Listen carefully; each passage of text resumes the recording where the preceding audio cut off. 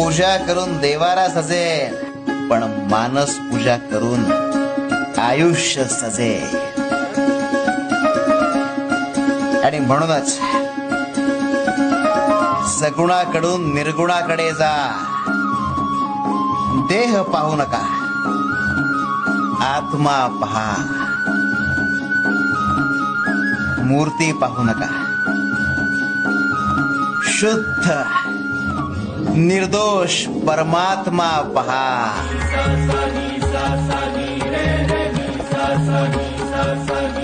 शिवर शंकर नवाब शिवशंकर शंभो. हे गिरिजापती भवानी शंकर शिवशंकर शंभो. नमस्कार स्वामी भक्त हो. सर्वांना श्री स्वामी समर्थ. आपल्या स्वामी सेवा 21 या चॅनलवर आपलं खूप खूप स्वागत आहे. भक्त हो, आपल्या आयुष्यात अनेक समस्या असतात. आपल्याला अनेक प्रयत्न करूनही यश मिळत नाही. मनात सतत एक अनामिक भीती, चिंता आणि नकारात्मकता जाणवते. आज आपण स्वामी समर्थांच्या अशा एक दिव्य मंत्राचा जाप करणार आहोत, जो प्रत्येकाच्या जीवनातील अंधार दूर करण्याची क्षमता ठेवतो. हा मंत्र केवळ शब्दांचा संचय नाही, तर साक्षात स्वामींच्या असीम शक्तीचा अनुभव आहे. या मंत्राचा तुमच्या जीवनावर, तुमच्या कर्मावर आणि तुमच्या भाग्यावर अचूक परिणाम होतो. हा दिव्य मंत्र ऐकल्यानंतर तुम्हाला एक सकारात्मक ऊर्जा आणि मानसिक शांतता अनुभवायला मिळेल. स्वामींच्या कृपेने आलेला हा दिव्य मंत्र तुमच्या आयुष्यात अभूतपूर्व परिवर्तन घडवू शकतो, कारण हा दिव्य मंत्र स्वामींनी तुमच्यासाठीच पाठवला आहे. काही ना काही इच्छा असते, स्वप्ने असतात आणि आकांक्षा असतात, पण ती पूर्ण करण्याची खरी ताकद मंत्रामध्ये असते. आज आपण ज्या मंत्राचा जप ऐकणार आहोत तो आहे श्री स्वामी समर्थांचा गुप्त मंत्र. हा मंत्र साधा नाही, तर हजारो भक्तांनी अनुभवलेला जागृत असा, इच्छा पूर्ण करणारा आणि संकटे दूर करणारा अद्भुत मंत्र आहे. स्वामी समर्थ महाराजांनी आपल्या भक्तांना नेहमीच सांगितलेले आहे, भिवू नकोस, मी तुझ्या पाठीशी आहे. स्वामींचा आशीर्वाद मिळाला तर आयुष्यातील मोठ्यात मोठे संकटेही पर्वतासारखे जरी दिसत असले तरी क्षणात नाहीसे होतात. या गुप्त मंत्रामध्ये अशी शक्ती दडलेली आहे की हा मंत्र रोज फक्त 15 मिनिटे शांतपणे मन लावून ऐकल्यास अथवा पठण केल्यास आपल्या घरातील अडथळे दूर होतात, सुख समृद्धी वाढते आणि सर्वात महत्त्वाचे म्हणजे मनाला एक वेगळाच आनंद, शांती आणि विश्वास प्राप्त होतो. आपल्यातील आत्मविश्वास जागृत होतो. आजच्या काळात मनुष्य तणावग्रस्त आहे. नोकरी, व्यवसाय, घरातील प्रश्न यामुळे अनेकदा आपण हतबल होतो. अशा वेळी हा मंत्र म्हणजे स्वामी समर्थांचा हात धरून चालण्यासारखे आहे. भक्तांनो, स्वामी समर्थ महाराजांनी अनेक भक्तांचे दुःख दूर केलेले आहे आणि आजही ते आपल्या भक्तांच्या पाठीशी उभे आहेत. तुम्ही कुठेही असाल, कुठल्याही अवस्थेत असाल, त्यांच्या नामाचा जप तुम्हाला आधार देईल. जशी मेणबत्ती प्रकाशाने अंधार दूर करते, तशीच ही स्वामी मंत्र जप सेवा तुमच्या जीवनातील अंधार नाहीसा करेल. तुमची इच्छा, तुमची स्वप्न आणि आकांक्षा यांना पूर्णत्वाकडे घेऊन जाईल. प्रिय भक्तांनो, ही स्वामी समर्थांची मंत्रजप सेवा तुमच्या जीवनात प्रकाश आणेल. पण एकच आहे, श्रद्धा आणि विश्वास हवा. कारण कुठल्याही मंत्रामध्ये खरी ताकद ही भक्ताच्या मनातील विश्वासामुळेच प्रगट होते. म्हणून पुढील काही वेळ सर्व दुःख, चिंता बाजूला ठेवून, डोळे मिटून श्री स्वामी समर्थांचे ह्या गुप्त मंत्र जप श्रवण करा. चला तर मग भक्तांनो, विश्वास, श्रद्धा आणि नम्र भावनेने आपण ह्या स्वामी समर्थांच्या दिव्य, अद्भुत, जागृत अशा मंत्र जपाचे श्रवण करूया. स्वामी समर्थांच्या चरणी मन अर्पण करून त्यांचा आशीर्वाद घेऊया. आपल्याला नक्कीच स्वामींचा आशीर्वाद लाभेल.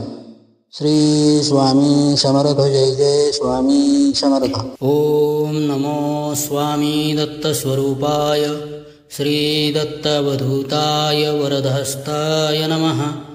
ओम नमो स्वामी दत्तस्वरूपाय श्री दत्तवधूताय वरदहस्ताय नमः. ओम नमो स्वामी दत्तस्वरूपाय श्री दत्तवधूताय वरदहस्ताय नमः. ओम नमो स्वामी दत्तस्वरूपाय श्री दत्तवधूताय वरदहस्ताय नमः. ओम नमो स्वामी दत्तस्वरूपाय श्री दत्तवधूताय वरदहस्ताय नमः. ओम नमो स्वामी दत्तस्वरूपाय श्री दत्तवधूताय वरदहस्ताय नमः. ओम नमो स्वामी दत्तस्वरूपाय श्री दत्तवधूताय वरदहस्ताय नमः. ओम नमो दत्तस्वरूपाय श्री दत्तवधूताय वरदहस्ताय नमः. ओम नमो स्वामी दत्तस्वरूपाय श्री दत्तवधूताय वरदहस्ताय नमः. ओम नमो स्वामी दत्तस्वरूपाय श्री दत्तवधूताय वरदहस्ताय नमः. ओम नमो स्वामी दत्तस्वरूपाय श्री दत्तवधूताय वरदहस्ताय नमः. ओम नमो स्वामी दत्तस्वरूपाय श्री दत्तवधूताय वरदहस्ताय नमः. ओम नमो स्वामी दत्तस्वरूपाय श्री दत्तवधूताय वरदहस्ताय नमः. ओम नमो स्वामी दत्तस्वरूपाय श्री दत्तवधूताय वरदहस्ताय नमः.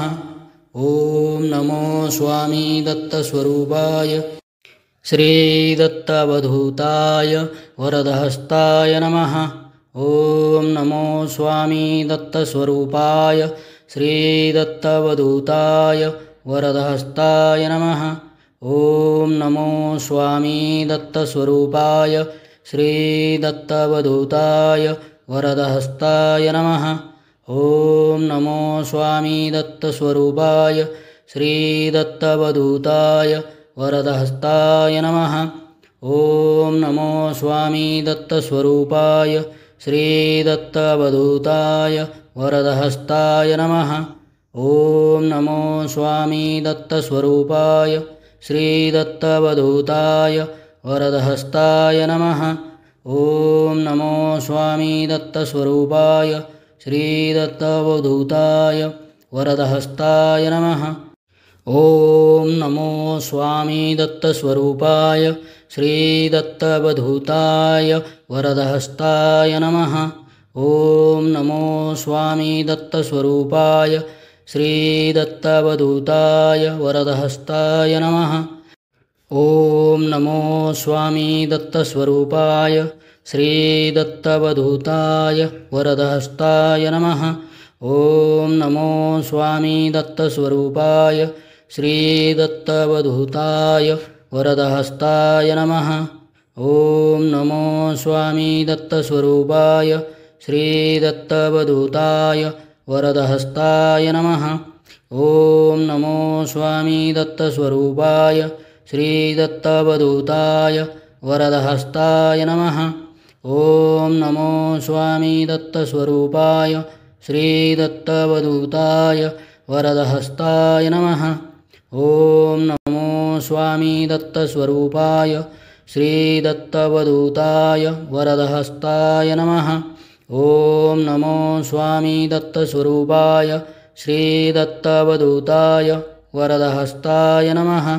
ओम नमो स्वामी दत्तस्वरूपाय श्री दत्तवधूताय वरदहस्ताय नमः. ओम नमो स्वामी दत्तस्वरूपाय श्री दत्तवधूताय वरदहस्ताय नमः. ओम नमो स्वामी दत्तस्वरूपाय श्री दत्तवधूताय वरदहस्ताय नमः. ओम नमो स्वामी दत्तस्वरूपाय श्रीदत्तावधूताय वरदहस्ताय नमः। ॐ नमो स्वामी दत्तस्वरूपाय श्रीदत्तावधूताय वरदहस्ताय नमः। ॐ नमो स्वामी दत्तस्वरूपाय श्रीदत्तावधूताय वरदहस्ताय नमः। ॐ नमो स्वामी दत्तस्वरूपाय श्रीदत्तावधूताय वरदहस्ताय नमः। ॐ नमो स्वामी दत्तस्वरूपाय श्रीदत्तावधूताय वरदहस्ताय नमः। ॐ नमो स्वामी दत्तस्वरूपाय श्रीदत्तावधूताय वरदहस्ताय नमः। ॐ नमो स्वामी दत्तस्वरूपाय श्रीदत्तावधूताय वरदहस्ताय नमः। ॐ नमो स्वामी दत्तस्वरूपाय श्रीदत्तावधूताय वरदहस्ताय नमः। ॐ नमो दत्तस्वरूपाय श्रीदत्तावधूताय वरदहस्ताय नमः। ॐ नमो स्वामी दत्तस्वरूपाय श्रीदत्तावधूताय वरदहस्ताय नमः। ॐ नमो स्वामी दत्तस्वरूपाय श्रीदत्तावधूताय वरदहस्ताय नमः। ॐ नमो स्वामी दत्तस्वरूपाय श्रीदत्तावधूताय वरदहस्ताय नमः। ॐ नमो स्वामी दत्तस्वरूपाय श्रीदत्तावधूताय वरदहस्ताय नमः। ॐ नमो स्वामी दत्तस्वरूपाय श्रीदत्तावधूताय वरदहस्ताय नमः। ॐ नमो स्वामी दत्तस्वरूपाय श्रीदत्तावधूताय वरदहस्ताय नमः। ॐ नमो स्वामी दत्तस्वरूपाय श्रीदत्तावधूताय वरदहस्ताय नमः। ॐ नमो स्वामी दत्तस्वरूपाय श्रीदत्तावधूताय वरदहस्ताय नमः। ॐ नमो स्वामी दत्तस्वरूपाय श्रीदत्तावधूताय वरदहस्ताय नमः। ॐ नमो स्वामी दत्तस्वरूपाय श्रीदत्तावधूताय वरदहस्ताय नमः। ॐ नमो स्वामी दत्तस्वरूपाय श्रीदत्तावधूताय वरदहस्ताय नमः। ॐ नमो स्वामी दत्तस्वरूपाय श्रीदत्तावधूताय वरदहस्ताय नमः। ॐ नमो स्वामी दत्तस्वरूपाय श्रीदत्तावधूताय वरदहस्ताय नमः। ॐ नमो स्वामी दत्तस्वरूपाय श्रीदत्तावधूताय वरदहस्ताय नमः। ॐ नमो स्वामी दत्तस्वरूपाय श्रीदत्तावधूताय वरदहस्ताय नमः। ॐ नमो स्वामी दत्तस्वरूपाय श्रीदत्तावधूताय वरदहस्ताय नमः। ॐ नमो स्वामी दत्तस्वरूपाय श्रीदत्तावधूताय वरदहस्ताय नमः। ॐ नमो स्वामी दत्तस्वरूपाय श्रीदत्तावधूताय वरदहस्ताय नमः। ॐ नमो स्वामी दत्तस्वरूपाय श्रीदत्तावधूताय वरदहस्ताय नमः। ॐ नमो स्वामी दत्तस्वरूपाय श्रीदत्तावधूताय वरदहस्ताय नमः। ॐ नमो स्वामी दत्तस्वरूपाय श्रीदत्तावधूताय वरदहस्ताय नमः। ॐ नमो स्वामी दत्तस्वरूपाय श्रीदत्तावधूताय वरदहस्ताय नमः। ॐ नमो स्वामी दत्तस्वरूपाय श्रीदत्तावधूताय वरदहस्ताय नमः। ॐ नमो स्वामी दत्तस्वरूपाय श्रीदत्तावधूताय वरदहस्ताय नमः। ॐ नमो स्वामी दत्तस्वरूपाय श्रीदत्तावधूताय वरदहस्ताय नमः। ॐ नमो स्वामी दत्तस्वरूपाय श्रीदत्तावधूताय वरदहस्ताय नमः। ॐ नमो स्वामी दत्तस्वरूपाय श्रीदत्तावधूताय वरदहस्ताय नमः। ॐ नमो स्वामी दत्तस्वरूपाय श्रीदत्तावधूताय वरदहस्ताय नमः। ॐ नमो स्वामी दत्तस्वरूपाय श्रीदत्तावधूताय वरदहस्ताय नमः। ॐ नमो स्वामी दत्तस्वरूपाय श्रीदत्तावधूताय वरदहस्ताय नमः। ॐ नमो स्वामी दत्तस्वरूपाय श्रीदत्तावधूताय वरदहस्ताय नमः। ॐ नमो स्वामी दत्तस्वरूपाय श्रीदत्तावधूताय वरदहस्ताय नमः। ॐ नमो स्वामी दत्तस्वरूपाय श्रीदत्तावधूताय वरदहस्ताय नमः। ॐ नमो दत्तस्वरूपाय श्रीदत्तावधूताय वरदहस्ताय नमः। ॐ नमो स्वामी दत्तस्वरूपाय श्रीदत्तावधूताय वरदहस्ताय नमः। ॐ नमो स्वामी दत्तस्वरूपाय श्रीदत्तावधूताय वरदहस्ताय नमः। ॐ नमो स्वामी दत्तस्वरूपाय श्रीदत्तावधूताय वरदहस्ताय नमः। ॐ नमो स्वामी दत्तस्वरूपाय श्रीदत्तावधूताय वरदहस्ताय नमः। ॐ नमो स्वामी दत्तस्वरूपाय श्रीदत्तावधूताय वरदहस्ताय नमः। ॐ नमो स्वामी दत्तस्वरूपाय श्रीदत्तावधूताय वरदहस्ताय नमः। ॐ नमो स्वामी दत्तस्वरूपाय श्रीदत्तावधूताय वरदहस्ताय नमः। ॐ नमो स्वामी दत्तस्वरूपाय श्रीदत्तावधूताय वरदहस्ताय नमः। ॐ नमो स्वामी दत्तस्वरूपाय श्रीदत्तावधूताय वरदहस्ताय नमः। ॐ नमो स्वामी दत्तस्वरूपाय श्रीदत्तावधूताय वरदहस्ताय नमः। ॐ नमो स्वामी दत्तस्वरूपाय श्रीदत्तावधूताय वरदहस्ताय नमः। ॐ नमो स्वामी दत्तस्वरूपाय श्रीदत्तावधूताय वरदहस्ताय नमः। ॐ नमो स्वामी दत्तस्वरूपाय श्रीदत्तावधूताय वरदहस्ताय नमः। ॐ नमो स्वामी दत्तस्वरूपाय श्रीदत्तावधूताय वरदहस्ताय नमः। ॐ नमो स्वामी दत्तस्वरूपाय श्रीदत्तावधूताय वरदहस्ताय नमः। ॐ नमो स्वामी दत्तस्वरूपाय श्रीदत्तावधूताय वरदहस्ताय नमः। ॐ नमो स्वामी दत्तस्वरूपाय श्रीदत्तावधूताय वरदहस्ताय नमः। ॐ नमो स्वामी दत्तस्वरूपाय श्रीदत्तावधूताय वरदहस्ताय नमः। ॐ नमो स्वामी दत्तस्वरूपाय श्रीदत्तावधूताय वरदहस्ताय नमः। ॐ नमो स्वामी दत्तस्वरूपाय श्रीदत्तावधूताय वरदहस्ताय नमः।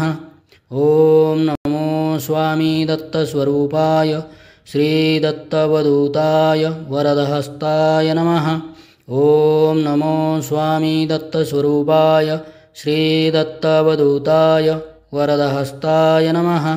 ॐ नमो स्वामी दत्तस्वरूपाय श्रीदत्तावधूताय वरदहस्ताय नमः। ॐ नमो स्वामी दत्तस्वरूपाय श्रीदत्तावधूताय वरदहस्ताय नमः। ॐ नमो स्वामी दत्तस्वरूपाय श्रीदत्तावधूताय वरदहस्ताय नमः। ॐ नमो स्वामी दत्तस्वरूपाय श्रीदत्तावधूताय वरदहस्ताय नमः। ॐ नमो स्वामी दत्तस्वरूपाय श्रीदत्तावधूताय वरदहस्ताय नमः। ॐ नमो स्वामी दत्तस्वरूपाय श्रीदत्तावधूताय वरदहस्ताय नमः। ॐ नमो स्वामी दत्तस्वरूपाय श्रीदत्तावधूताय वरदहस्ताय नमः। ॐ नमो स्वामी दत्तस्वरूपाय श्रीदत्तावधूताय वरदहस्ताय नमः। ॐ नमो स्वामी दत्तस्वरूपाय श्रीदत्तावधूताय वरदहस्ताय नमः। ॐ नमो स्वामी दत्तस्वरूपाय श्रीदत्तावधूताय वरदहस्ताय नमः। ॐ नमो स्वामी दत्तस्वरूपाय श्रीदत्तावधूताय वरदहस्ताय नमः।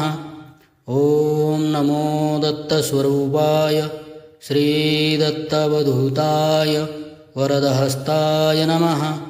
ॐ नमो स्वामी दत्तस्वरूपाय श्रीदत्तावधूताय वरदहस्ताय नमः। ॐ नमो स्वामी दत्तस्वरूपाय श्रीदत्तावधूताय वरदहस्ताय नमः। ॐ नमो स्वामी दत्तस्वरूपाय श्रीदत्तावधूताय वरदहस्ताय नमः। ॐ नमो स्वामी दत्तस्वरूपाय श्रीदत्तावधूताय वरदहस्ताय नमः। ॐ नमो स्वामी दत्तस्वरूपाय श्रीदत्तावधूताय वरदहस्ताय नमः।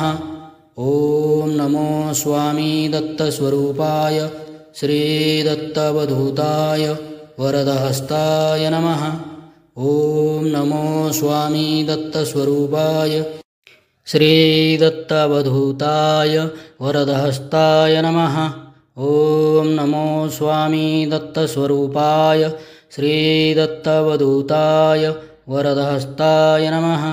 ॐ नमो स्वामी दत्तस्वरूपाय श्रीदत्तावधूताय वरदहस्ताय नमः। ॐ नमो स्वामी दत्तस्वरूपाय श्रीदत्तावधूताय वरदहस्ताय नमः। ॐ नमो स्वामी दत्तस्वरूपाय श्रीदत्तावधूताय वरदहस्ताय नमः। ॐ नमो स्वामी दत्तस्वरूपाय श्रीदत्तावधूताय वरदहस्ताय नमः। ॐ नमो स्वामी दत्तस्वरूपाय श्रीदत्तावधूताय वरदहस्ताय नमः।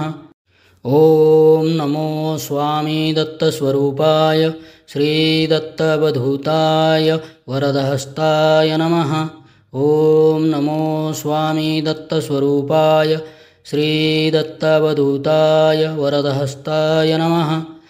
ॐ नमो स्वामी दत्तस्वरूपाय श्रीदत्तावधूताय वरदहस्ताय नमः। ॐ नमो स्वामी दत्तस्वरूपाय श्रीदत्तावधूताय वरदहस्ताय नमः।